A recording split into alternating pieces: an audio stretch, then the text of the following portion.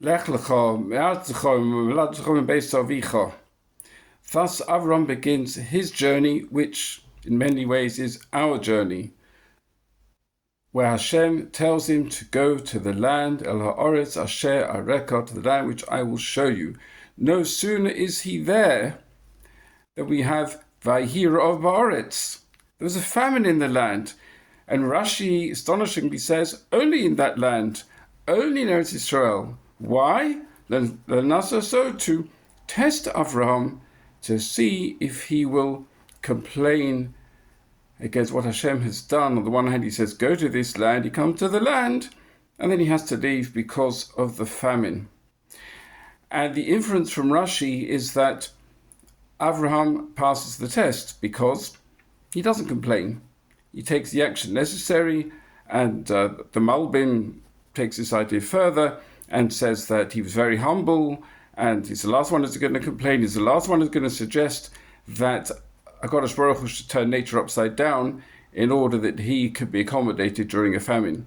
So therefore, he does what is necessary for the time, but he certainly doesn't question Hashem's ways. The Ramban takes a very different line. He first of all says that everything that happened to Avraham, going down to Egypt, having Sarah taken from him, the plagues which struck Paro and his household, leaving Egypt with great wealth, all this happened in this week's Seder to Avraham. Nothing was lacking, the Ramban says, in all the events that happened to Avraham Avinu that would not happen to his children. But he says that what Avraham did, by suggesting that Sarah was his sister, and by leaving Eretz Israel at the time of famine, were both Averis. He shouldn't have done it. And Ramban astonishingly says that because he did leave the land at this time, Bnei Israel were condemned to slavery in Egypt.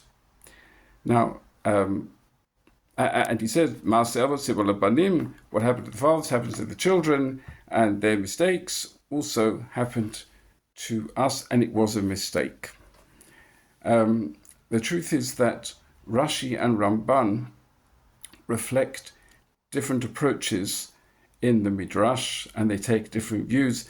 I do wonder if Ramban might have taken a view that he did because he himself made Aliyah at a terrible time. It was just post-Crusades. Yerushalayim was in even more ruins than it had been before, 2 Jews living there, and he decided he's going to rebuild and bring Jews into Yerushalayim.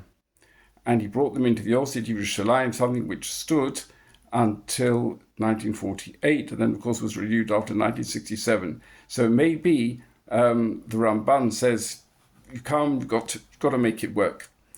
Be that as it may, what about us today?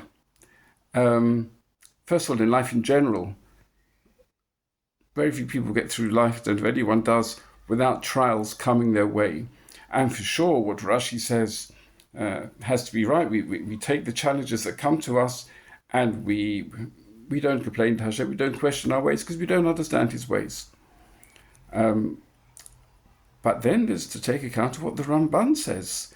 Maybe within that, not complaining, we also have to make every effort that we can to keep to the ways of the Torah, to understand that to break a mitzvah, to save a life, is very much a last resort.